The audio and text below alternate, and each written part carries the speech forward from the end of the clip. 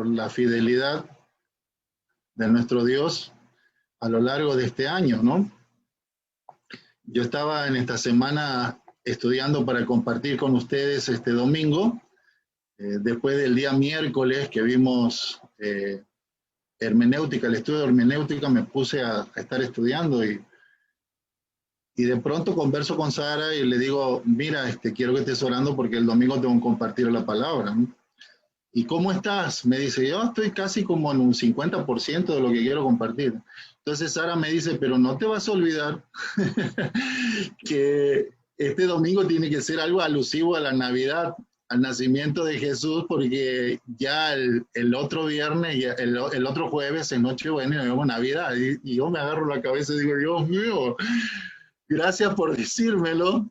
Y me puse a cambiar el tema, ¿no es cierto?, de estudiar. Entonces, alusivo a lo que tiene que ver con esta fecha tan importante donde recordamos el nacimiento de Jesús, sabemos que no, el 25 de diciembre no es una fecha en que nació Jesús, pero por X o Y razón es el tiempo donde recordamos, ¿no es cierto? No tiene, el 25 de diciembre no tiene ningún tipo de sustento histórico como la fecha que nació Jesús, pero bueno, lo utilizamos para recordar su nacimiento. Entonces vamos a ver este pasaje donde se relata la visita de los magos y que se encuentra en Mateo capítulo 2, versículo 1 al 12, ¿no es cierto? No es la noche en que nació Jesús, ¿no? Es bastante tiempo después. Recordar que cuando nació Jesús, esa noche, estos magos vieron su estrella en el oriente. En realidad, lo que asistieron al nacimiento de Jesús fueron los pastores, y eso se relata en el libro de Lucas. Pero tiempo después los magos llegarían a visitar a Jesús, ¿no es cierto? ¿Quiénes son estos magos? ¿De dónde venían? ¿Cuántos eran? Todas esas preguntas vamos a tratar de tratarlas el día de hoy. Entonces, voy a pedir la colaboración a alguno de ustedes para leer estos pasajes que encontramos aquí. ¿Sí? Voy a pedir a Mari. Mari, ¿puedes leer el versículo 1 al 4? Ahí es lo que está en pantalla. Cuando Jesús nació en Belén de Judea, en días del rey Herodes, vinieron del oriente a Jerusalén unos magos, diciendo, ¿dónde está el rey de los judíos que ha nacido? Porque su estrella hemos visto en el oriente y venimos a adorarle. Oyendo esto, el rey Herodes se turbó y toda Jerusalén con él. Y convocados todos los principales sacerdotes y los escribas del pueblo, le preguntó dónde había de nacer el Cristo. Muchas gracias, Mari. Voy a pedir a Dilenia, si puedes ayudarnos, Dilenia, a leer el versículo 5 hasta el 8. Ok. Ellos le dijeron, en Belén de Judea, porque así está escrito por el profeta, y tú, Belén, de la tierra de Judá, ¿no eres la más pequeña entre los príncipes de Judá? Porque de ti saldrá un guiador que apacentará a mi pueblo Israel. Entonces Herodes, llamando en secreto a los magos, indagó de ellos diligentemente el tiempo de la aparición de la estrella. Y enviándolos a Belén, dijo, id allá y averiguad con diligencia acerca del niño, y cuando le halléis, hacédmelo saber, para que yo también vaya y le adore. Gracias, Dilenia. Y voy a pedir a la hermana Isela si puede ayudarnos a leer el versículo 9 al 12 que se encuentra ahí en pantalla. Ellos, habiendo oído al rey, se fueron, y he aquí la estrella que habían visto en el oriente iba delante de ellos, hasta que llegando se detuvo sobre donde estaba el niño. Y al ver la estrella se regocijaron con muy grande gozo. Y al entrar en la casa vieron al niño con su madre María, y postrándose lo adoraron. Y abriendo sus tesoros le ofrecieron presentes, oro, incienso y mirra. Pero siendo avisados por revelación en sueños que no volviesen a Herodes, regresaron a su tierra por otro camino. Muchas gracias, hermana Isela. Vamos a tratar de tomar esta historia, ¿no es cierto?, este relato acerca de los magos, para encontrar algún tipo de enseñanza para nosotros. Lo primero que encontramos es la presencia por lo menos de 3 personajes que aparecen en este relato, ¿no es cierto? El relato de Mateo en el capítulo 2 de su evangelio. Por un lado encontramos al rey Herodes, que se lo menciona, ¿no es cierto? El nacimiento de Jesús está enmarcado históricamente en el tiempo en que Herodes era el rey de Judea, y ya lo vamos a ir desglosando poco a poco. También en estos 12 versículos, los primeros 12 versículos del capítulo 2 de Mateo, encontramos al Sanedrín, o encontramos a los sacerdotes y escribas, ¿no es cierto?, aparecen en esta historia, pero también aparece en la compañía de estos magos, de estos sabios, que muy poco se describe de quiénes se tratan, cuántos eran y de dónde venían, solamente hace referencia de que venían del oriente. ¿Quiénes eran estos magos? Vamos a tratar también de elucidar esto, ¿no es cierto? Pero comencemos con el rey Herodes. Dice el versículo 1, para ir enmarcando este relato, ¿no es cierto?, esta narración, dice, cuando Jesús nació, dice, en Belén de Judea, en días del rey Herodes, vinieron del oriente a Jerusalén unos magos. Veamos ahí, ¿no? El versículo 1 dice, cuando Jesús nació en Belén de Judea. Ahí tenemos el marco geográfico. Es tan importante para Mateo, ¿no es cierto?, relatar o asegurar esto de que Jesús nació en Belén, porque en el tiempo de Jesús la gente lo consideraba a Jesús como un Galileo. Muchos de ellos pensaban de que Jesús, al haberse criado en Nazaret, tenían la idea de que no, Jesús no podía ser el Mesías porque él nació en Nazaret, o porque él era un Galileo, o porque su ministerio lo desarrolló casi por completo en Capernaum y en la zona de Galilea. Entonces, Mateo va a afirmar de que Jesús realmente nació en Belén de Efrata. Ahora, esta ciudad de Belén, ¿no es cierto?, ¿qué tamaño tenía esta ciudad? ¿Dónde estaba ubicada? Era un pueblo, una aldea pequeña situada al sur de Jerusalén, a casi 10 kilómetros hacia el sur de Jerusalén, o sea que cómodamente en un día se podía viajar, ¿no es cierto?, de Jerusalén hacia Belén. Era una aldea de poca importancia, ¿no es cierto?, pero de una gran tradición e importancia en la historia de Israel. Muchos sucesos muy importantes tomaron lugar en Belén. En lo más conocido, ¿no es cierto?, es que el rey David era de Belén, su familia Isaí era de Belén.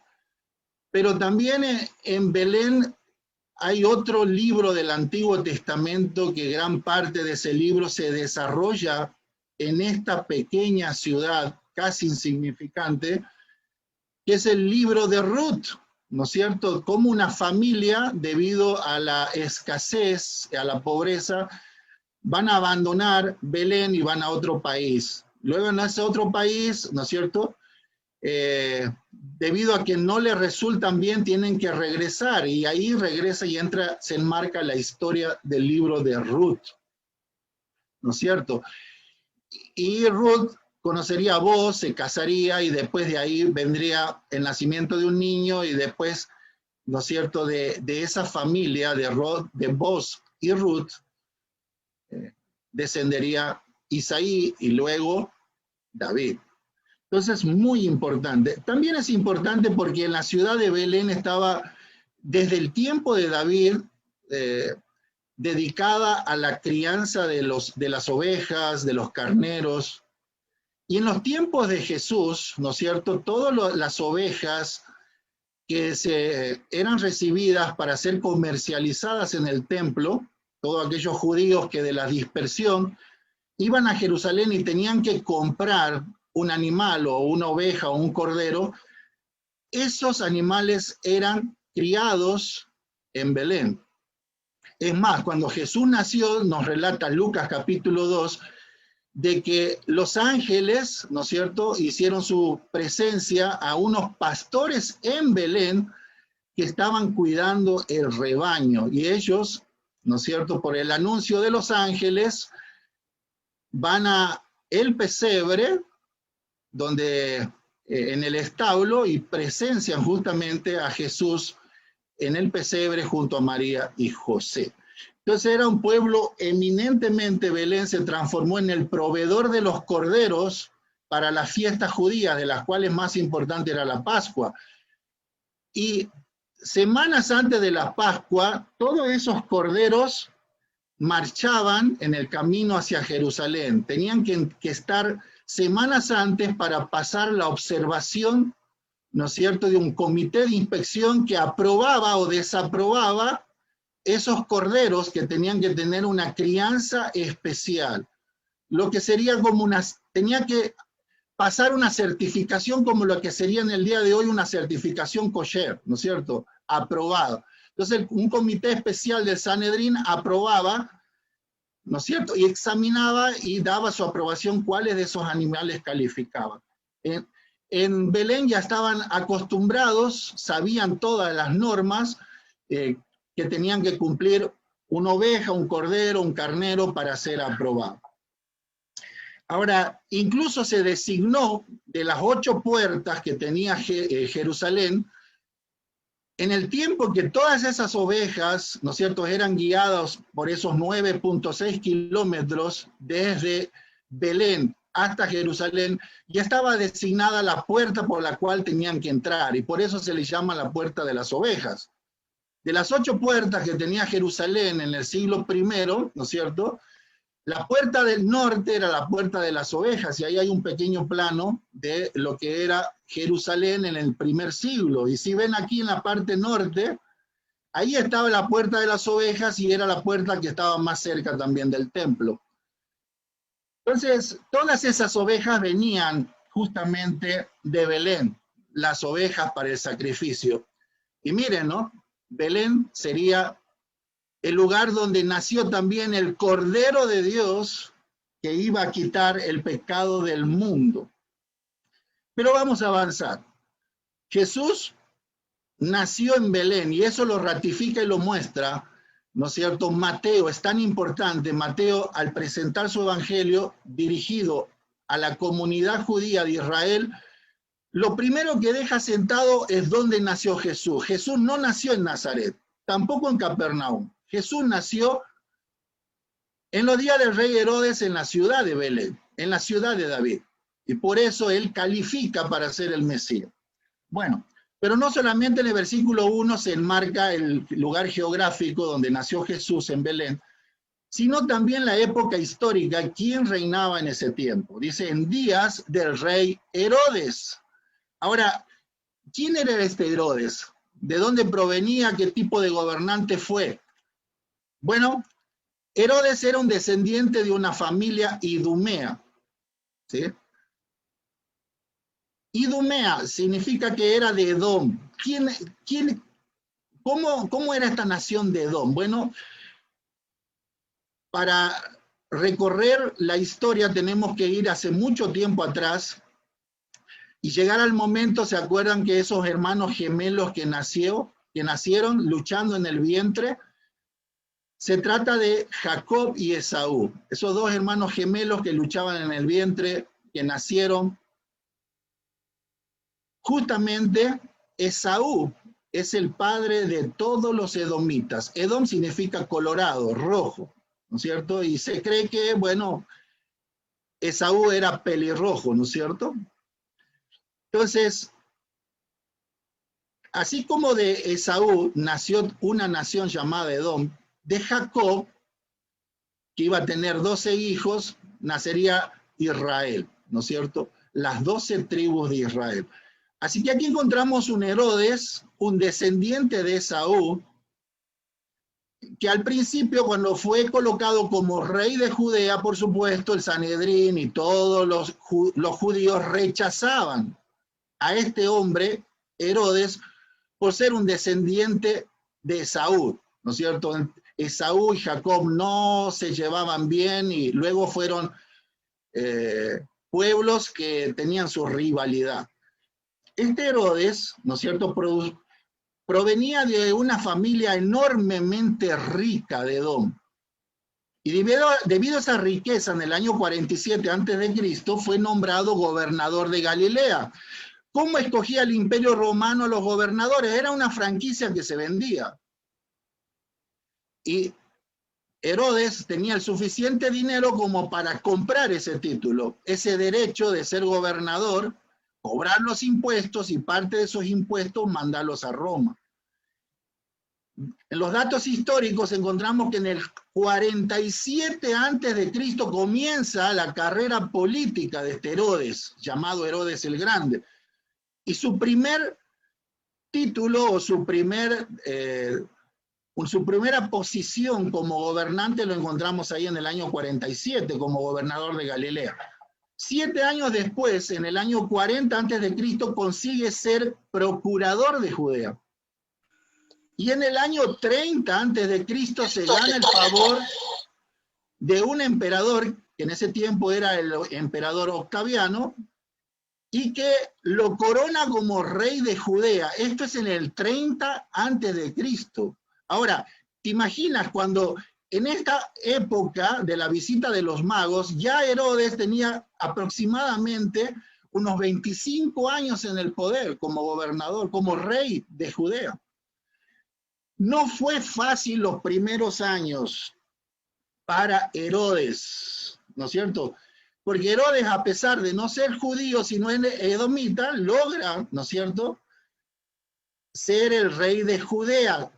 Y en sus inicios tuvo que lidiar con el rechazo de los judíos. Ya vamos a ver cómo se desarrolla este conflicto inicial de su reinado, ¿no es cierto?, en el 30 a.C., su conflicto con los judíos.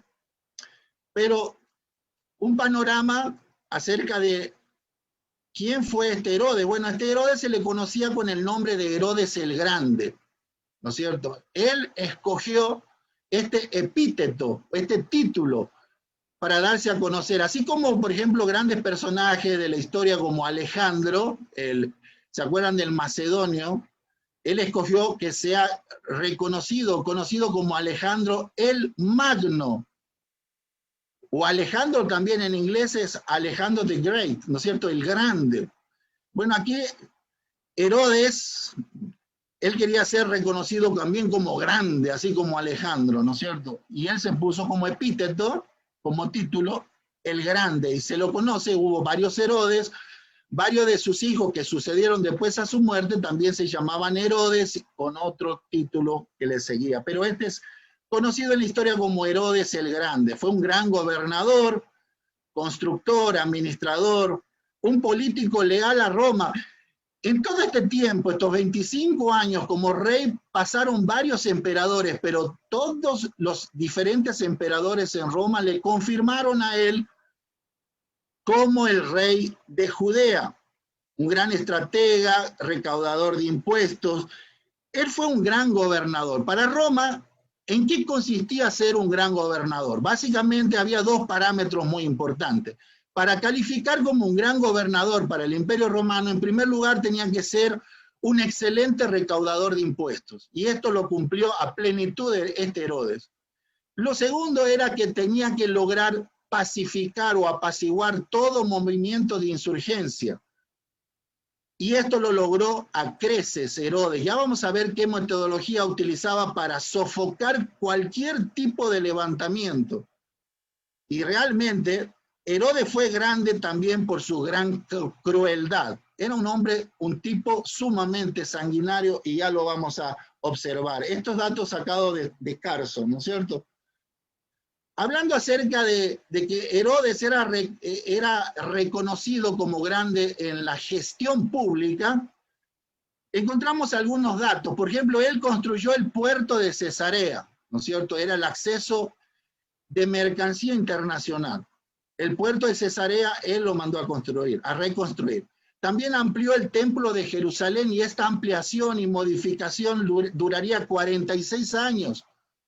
Ahora yo te voy a decir algo, antes del tiempo de Herodes, hubo muchas revueltas en Israel, sobre todo en el tiempo, por ejemplo, de los macabeos, ¿no es cierto? Si tú lees 165 años antes de Cristo, hubo varias rebeliones, levantamientos, y todo esto provocó deterioro en el templo, rotura en las paredes, y realmente estaba muy mal el templo. Ahora, Herodes decidió reedificar y mejorar, invertir dinero público con el propósito de lograr agraciarse o contar con el apoyo del pueblo judío. Y por eso hizo una tarea titánica, 46 años en total, logró la remodelación del templo de Jerusalén. Antes de Herodes estaba completamente deteriorado el templo, y en el tiempo de Jesús, cuando recuerdan ustedes en Mateo 24, Mateo 23, los discípulos le dicen, mira cómo está el templo, las ampliaciones. 46 años se tardó y Jesús dijo, bueno, derribad este templo, en 3 días lo reedificaré, ¿no? Era una de las obras magnas de Herodes, fue todo lo que él remodeló y reconstruyó el templo de Jerusalén. Otros escritos hablan de que había en la parte del techo, había puesto una lámina de oro, y también las paredes del templo habían láminas de mármol blanco, o sea, bastante dinero, y todo eso provenía, por supuesto, con las intenciones de ganar el favor del pueblo. Este era el Herodes. También Herodes edificó en Jerusalén fortalezas, un palacio real, un hipódromo, un teatro, anfiteatro, y la historia también menciona que hubo una época de hambruna, todo esto antes del nacimiento de Jesús. Y en esta época de hambruna, que la gente se moría de hambre en Jerusalén, los historiadores dicen que Herodes decidió vender toda su vajilla personal de oro, ¿no es cierto? Lo mandó a fundir y a venderlo, y con todo el dinero recaudado compró alimentos y regaló al pueblo. Muchos de ellos vieron con gran emoción esto, ¿no es cierto? Y se ganó el favor de la gente de Jerusalén. Pero más allá de todo esto que hizo Herodes, también él era grande en lo que tiene que ver con la violencia, ¿no es cierto? Era enormemente sangriento. Y la historia detalla, ¿no es cierto?, que esos primeros años, cuando él fue nombrado rey de Judea, el Sanedrín estaba totalmente opuesto, y era tan tensa las relaciones entre este Herodes, recién nombrado rey de Judea, era tan tensa sus relaciones con el liderazgo de Israel, el Sanedrín. Ahora, tomó una decisión completamente sanguinaria Herodes. No le tembló el pulso, mandó a asesinar a todo el Sanedrín. Eso estamos hablando más o menos el año 30 antes de Cristo. Desapareció el Sanedrín, mandó a asesinar a los 70 líderes, al sumo sacerdote, a todos. También mandó a matar a 300 oficiales de la corte cuando inició su reinado. Era tan sanguinario, ¿no es cierto?, que la historia dice que mandó a asesinar a su propia esposa, una de las tantas esposas que tenía, que se llamaba Mariane. La historia relata que mandó a asesinar a 3 de sus hijos, el mayor, que se llamaba Antípater, 2 hijos más, llamados Alejandro y Aristóbulo.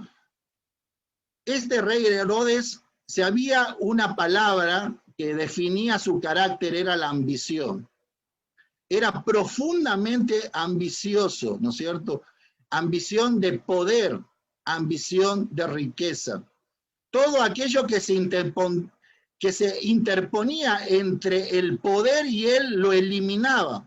Él mandó a eliminar a un Sanedrín completo, a 300 oficiales de la corte, mandó a matar a una de sus esposas, a 3 de sus hijos. También mandó a matar a su propia madre. Increíble. Ahí vemos lo sangriento que era Herodes.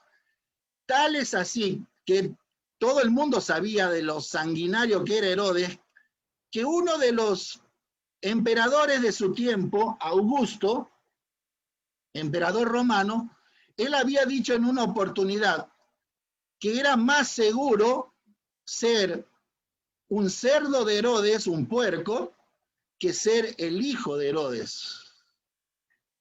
Mira, había más esperanza de vida para un cerdo de Herodes que ser su propio hijo. Interesante, en esta escritura, en griego, hay dos palabras que casi riman, ¿no es cierto? La palabra para cerdo en griego es hus, H-U-S. Y la palabra para hijo en griego es huios, H-U-I-O-S. Hus y huios, muy parecida, ¿verdad? Entonces, por eso, el emperador Augusto, cuando dijo que tenía más esperanza de vida los cerdos de Herodes que sus propios hijos, estaba diciendo, ¿no es cierto?, rimando hus y huios en forma de refrán. Este es el Herodes. Estamos conociendo la ambición y lo sanguinario que era este propio personaje. Nada se podía interponer entre él y sus planes, entre él y el poder, entre él y su reino, entre él y su ambición. Todo aquello que se interponía, sea esposa, hijos, madre, los eliminaba. No temblaba el pulso, los mandaba a matar.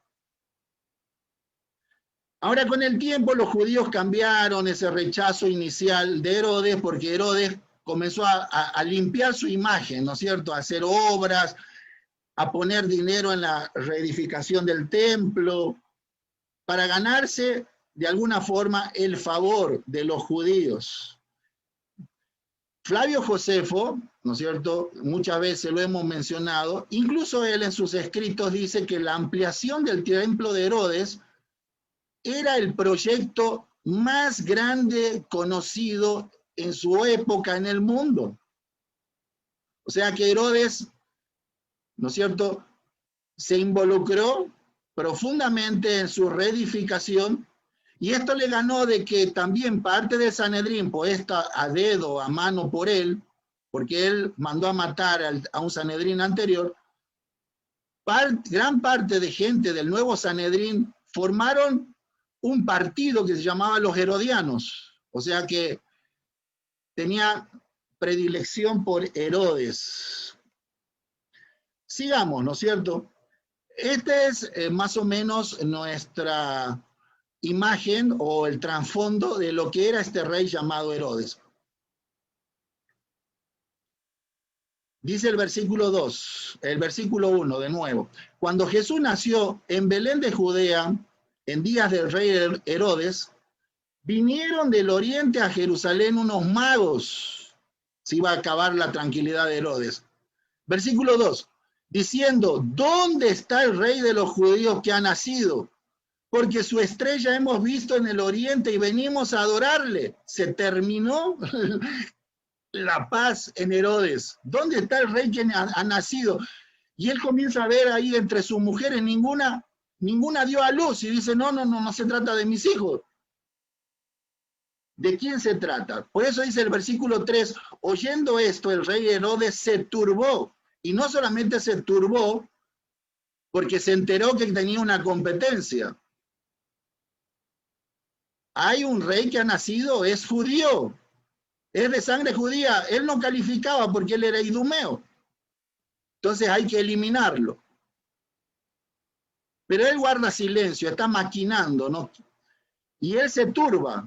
Y no solamente se turba él, sino que cuando llega, ya vamos a hablar después quiénes eran estos magos y cuántos eran, y la comitiva que llega, no solamente se turba Herodes, sino toda Jerusalén con él. Y uno se pregunta, ¿y por qué se turba toda Jerusalén con él?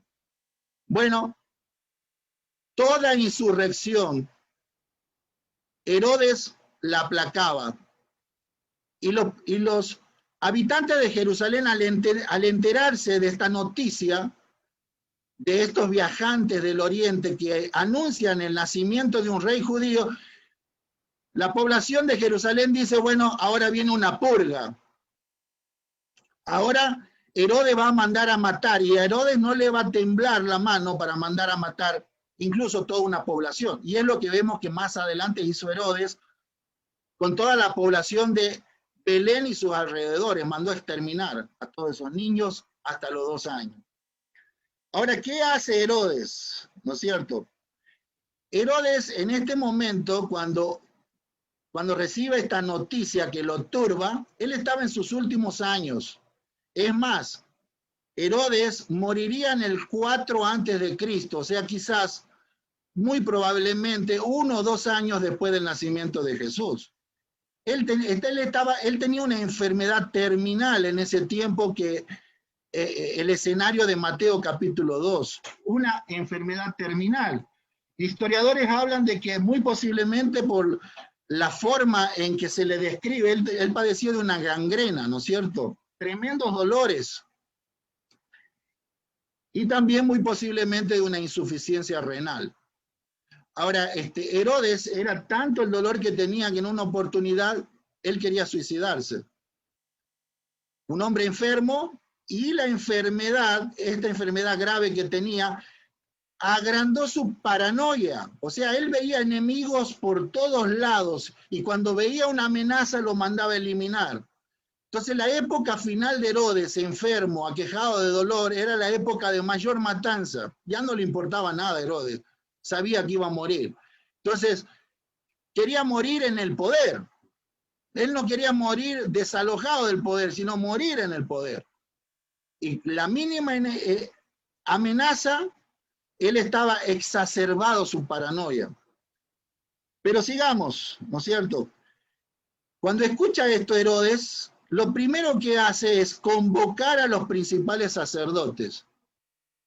Inmediatamente hace una reunión, convoca a los principales sacerdotes y a los escribas del pueblo, es decir, al Sanedrín.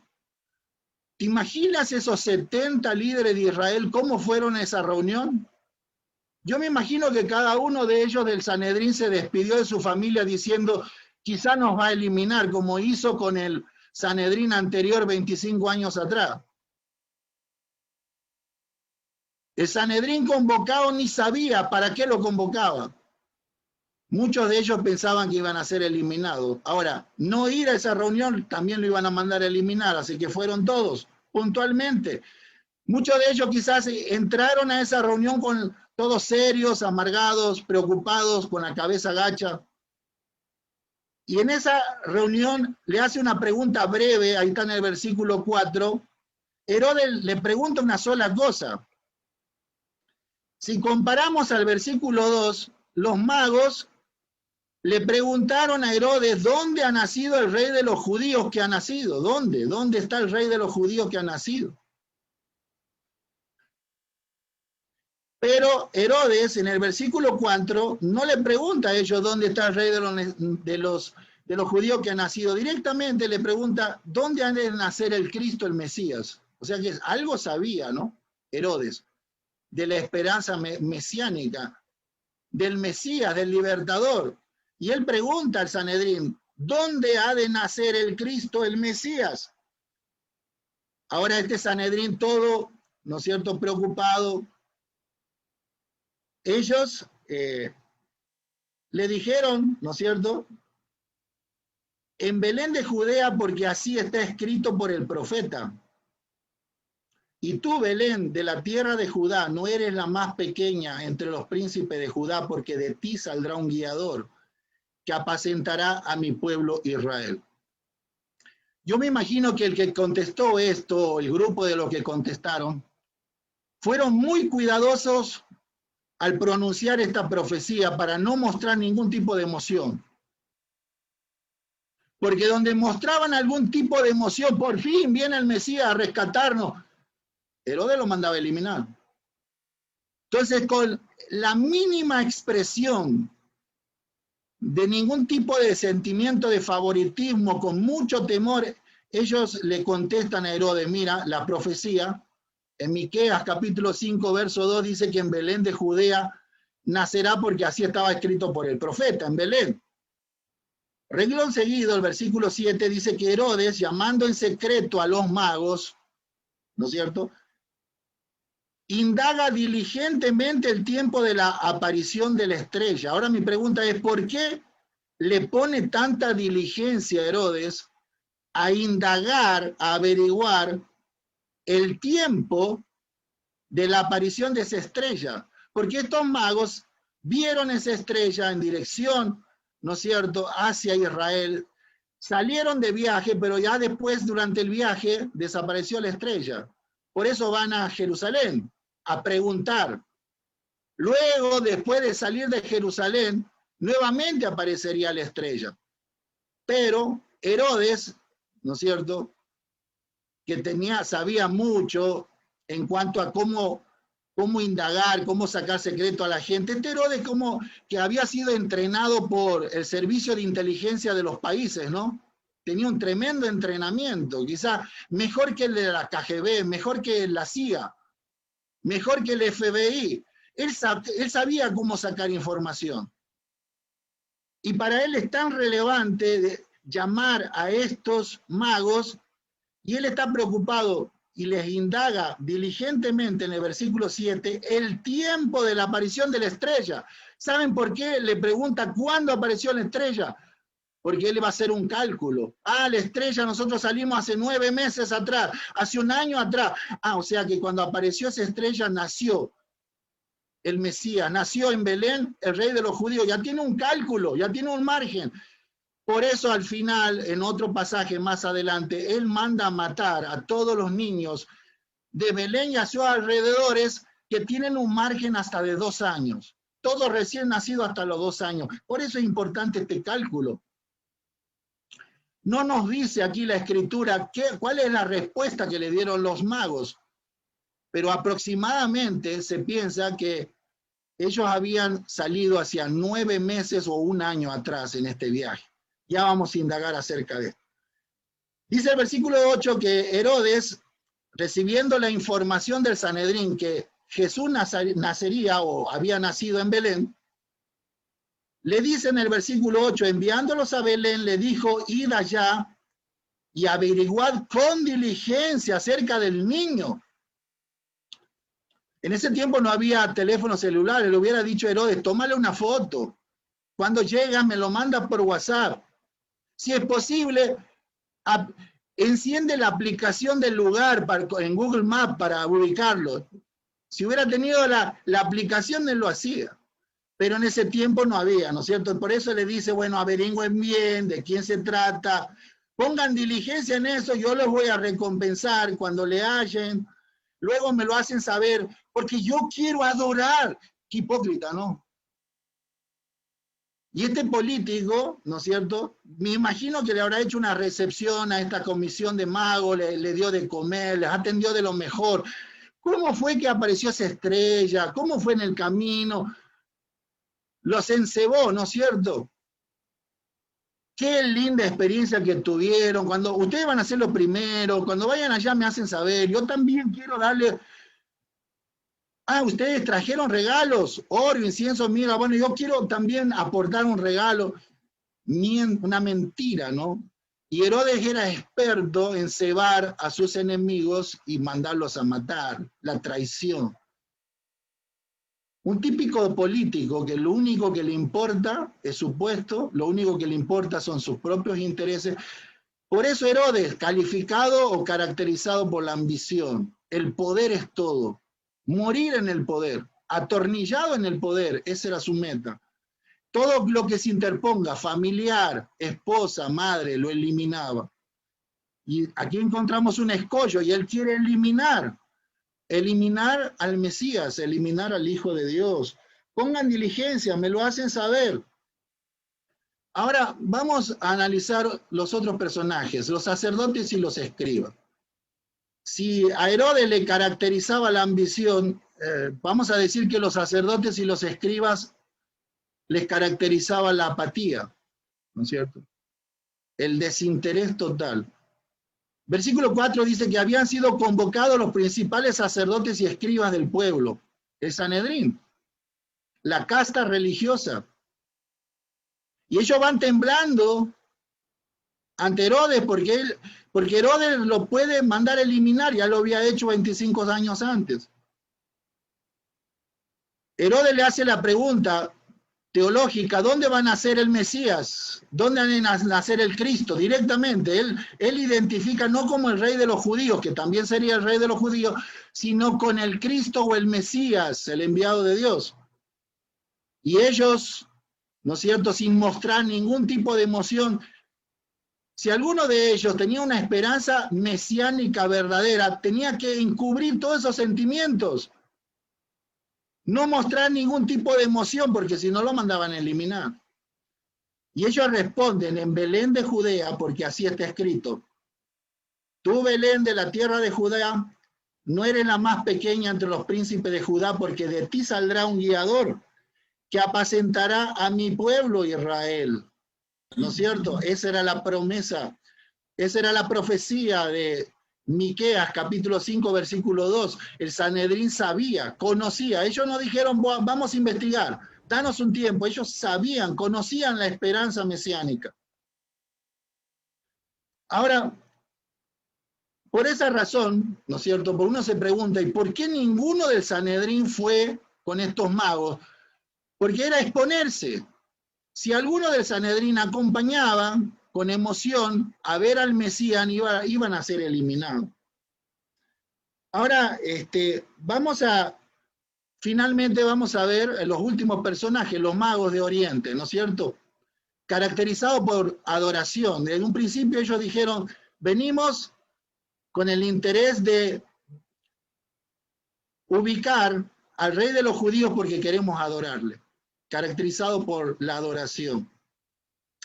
Dice el versículo 1 nuevamente, cuando Jesús nació en Belén de Judea, en día del rey Herodes, vinieron del oriente a Jerusalén unos magos. La pregunta es, ¿quiénes son estos magos? ¿Cuántos eran? ¿De dónde venían? Bueno, vamos a ver. ¿Quiénes eran estos magos? Bueno, la palabra griega que se utilizó para magos es la palabra griega magoi, ¿no es cierto? Y esta palabra magoi puede identificar como hombres sabios, puede identificar como astrónomos, astrólogos, incluso es tan amplia magoi que también se les llamaba magoi a los hechiceros. Entonces, algo muy importante es no solamente recurrir a la palabra en griego, en este caso magoi, porque el Evangelio de Mateo inicialmente fue escrito en hebreo. Ahora, ¿cuál era la palabra que se utilizó en hebreo para describir a lo que se traduce en español como magos? Interesante, la palabra en hebreo es jajamín, que nos da mejor luz. ¿Qué era la palabra jajamín? Bueno, el significado de jajamín era hombres sabios. En la cultura judía, por ejemplo, a los que estudiaban la Torá se les llamaba hombres sabios.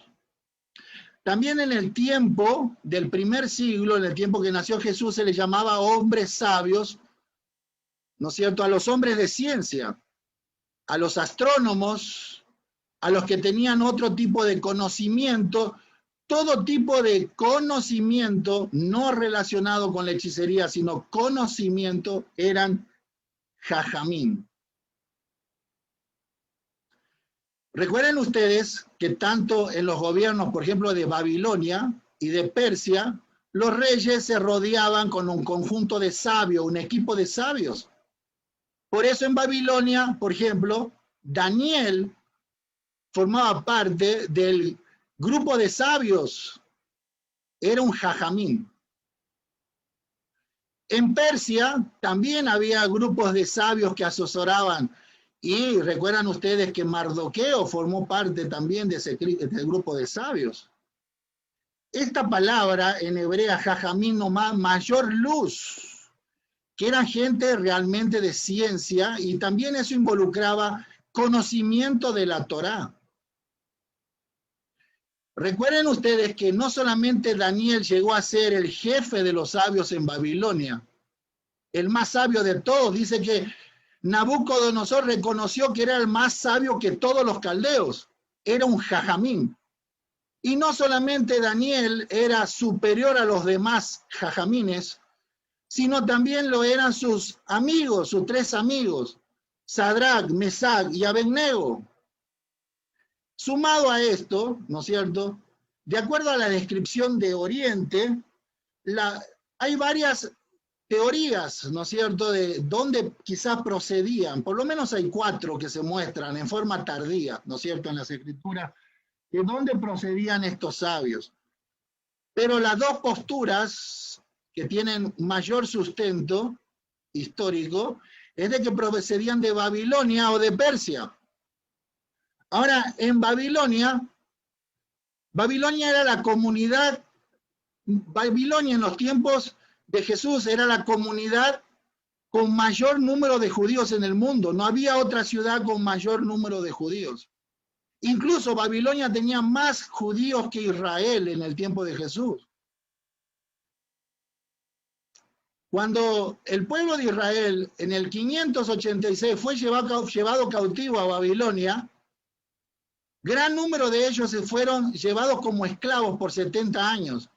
Luego Dios, ¿no es cierto?, traería a los persas, terminaría el imperio babilonio y Darío decretaría la libertad a los judíos para volver a Israel. ¿Sabe cuántos volvieron?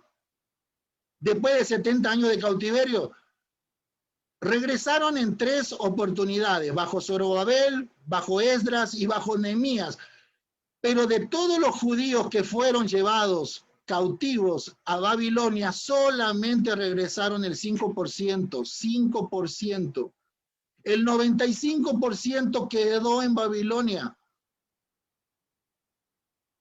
Una comunidad que tenían sus propios jajamín, sus sabios, tenían, es el tiempo de las sinagogas, tenían las escrituras, se reunían los judíos, estudiaban la Torá. Entonces, muy posiblemente, estos sabios incluso podrían ser de generaciones de judíos, estudiosos de la escritura, gente del más o menos del perfil de Daniel, de Sadrach, Mesach y Abednego, gente sabia, no solamente en ciencia, como lo era Daniel y sus amigos, sino también sabios en la escritura. Y este era el pasaje que guió a ellos. Ellos estudiando el firmamento, porque tenían un interés científico en las estrellas, ellos encontraron algo sobrenatural, algo fuera de lo normal. Es un patrón que se repite, ¿no es cierto?, los astros. Por eso los navegantes se guiaban por las estrellas, porque es un patrón que se repite. Hay algo que no encajaba. Encontraron una estrella fuera de lo normal y fuera de lo común, nueva, con una trayectoria, una dirección diferente. Y ellos, además, teniendo su conocimiento de las escrituras, eran jajamines que también no solamente tenían conocimiento científico de ciencia, sino también de las escrituras. Ellos identifican esta profecía de Números 24:17. Lo veré más, no ahora, lo miraré más, no de cerca. Saldrá estrella de Jacob y se levantará cetro de Israel. ¿Cuántos eran? Bueno, después tardíamente la tradición nombraría a 3, porque eran 3 los obsequios y los regalos, pero esto no tiene sustento histórico.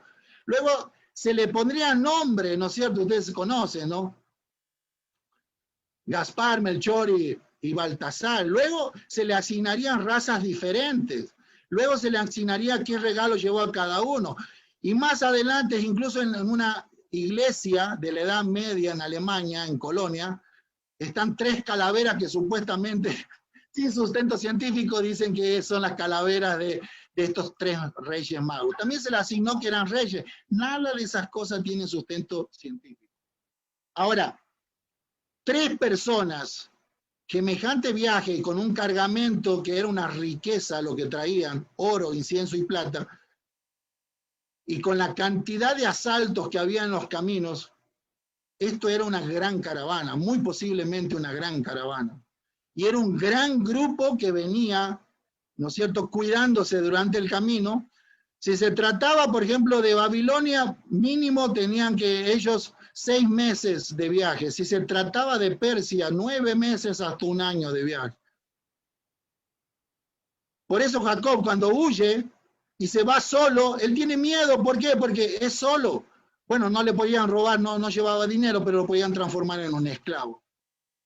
Pero volvamos a la historia. Dice que los magos, mejor dicho, estos hombres sabios, mejor que la palabra griega magoi, mejor usemos, ¿no es cierto?, el término en hebreo, que significa hombres sabios. Dice que al entrar en la casa vieron al niño con su madre María. Ahora ellos, interesante, ¿no? Si tenían conocimiento de la Torá, ellos están postrados y le adoran. Un judío o adorar a una persona humana no era compatible con su teología, pero ellos reconocen no solamente que es el Mesías, sino que le adoran, o sea, saben que es una persona divina. Y le ofrecen presentes de oro, incienso y mirra. Muy bien, ahora, terminando, ¿qué nos enseña esta historia? ¿No es cierto? El rey Herodes, encontramos el perfil de una persona ambiciosa, hacía cualquier cosa por mantenerse en el poder, morir en el poder si es posible. Los sacerdotes y escribas, pusilámines, apatía. Si había algún tipo de alegría interna, no se involucraba, ellos no querían arriesgar el pellejo. Ir a Belén, a 9.6 kilómetros, lo podían matar. Pero los magos, los hombres sabios, de ciencia, pero también de conocimiento bíblico y de la Torá, y este grupo, que no sabemos cuántos eran, un grupo numeroso, llegan hasta donde está el Mesías, entregan oro, incienso y mirra, que luego inmediatamente serviría a José y a María para sufragar los gastos de su huida a Egipto y su permanencia en Egipto. Era algo que ellos podían llevar, podían vender poco a poco para su sustento, y fueron varios años que estuvieron exiliados en Egipto hasta que una revelación de Dios le indicaba de que Herodes ya había muerto. Y ellos regresaron, pero no a Belén, era muy riesgoso, ¿no es cierto? Y fueron a Nazaret, otra aldea, pueblo pequeño, insignificante, en Galilea, al norte de Israel. Terminando, ¿qué aprendemos aquí? ¿Cómo podemos nosotros enfrentar esta Navidad, ¿no? Un poco atípica después de todo lo que pasó este año difícil, el coronavirus, problemas de salud, problemas financieros. Muchos van a tomar esta fiesta con mucha apatía. No va a haber ánimo, no va a haber emoción. Yo te animo, me animo a mí mismo a enfrentar esta Navidad, este 24 de diciembre y este 25 de diciembre como un tiempo de adoración. Un tiempo donde podamos, como familia, cada una de nuestras familias, podamos orar, podamos adorar, podemos dar gracias a Dios. Aprovechemos este tiempo para que sea no un tiempo de apatía, de desánimo, le pasé mal, un mal año, tanta escasez, tantas restricciones. Aprovechemos y que sea un tiempo de adoración y de agradecimiento a Dios porque nació el Salvador. Sabemos que no es la fecha indicada, pero no importa, que sea un tiempo de recordación y de adoración.